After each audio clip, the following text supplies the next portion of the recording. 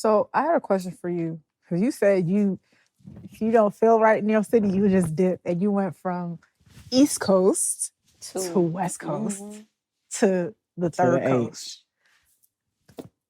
What?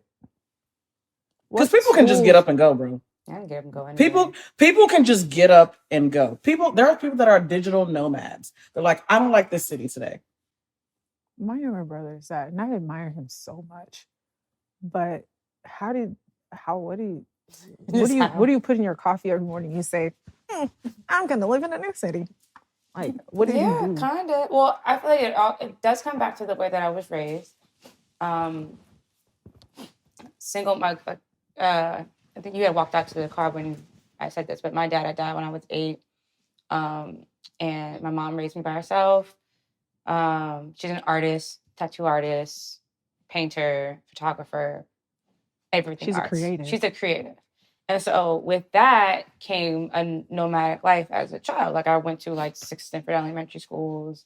I went to I stayed in middle school, same in 2 different high schools, but we're always bouncing around. And so like, that's just been a part of just who I am. I'm always the new girl in school. I'm always having to start over and make new friends. I'm always having to like readjust. So it has become easy in a sense. It's a skill that I would say I have. Looking back, I hated it. And it has its pros and its cons because I think it does allow me to be flexible in just my life and just I'm notorious for quitting a job if I'm not happy. Like just like I quit cities, I'll quit the job. If I don't want to be here, I don't want to be here. You're not about to stress me out. It's not happening. You know? So show that to first generation kids. They're still trying to figure that out. Oh yeah, no. Oh, we should stay here. We're gonna get promoted. No. Okay. If I wake up and I'm stressed about something like abnormally stressed about a job, that job is not for me. Again, it's a choice. Joy is a choice.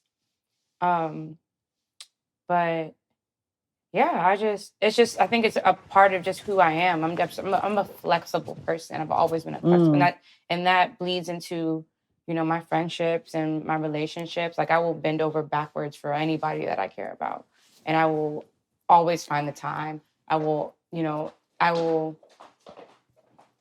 This is a bad thing. I think even in my relationships, like I could shapeshift into something. I feel you. I know what you're saying.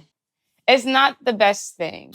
I'm working on that. Mm-hmm. But it's also, when I'm working on it, I'm still trying to like find out who am I, what do I enjoy when I'm with somebody else. I don't want to just be your person, you know what I mean? But it's a constant battle because I've always just been a flexible person, If any of that made sense. No, it does. It does. Especially since you gave the context. Mm-hmm. I think what I can also take from that is that adapting, you adapt really well. And I feel like going into the new year, and just even with the year that we had, I feel like in some way or form, we have to be able to adapt, no matter what the location is. No matter how bad your year is, no matter how good it was, you have to learn how to adapt. You have to learn how to shift.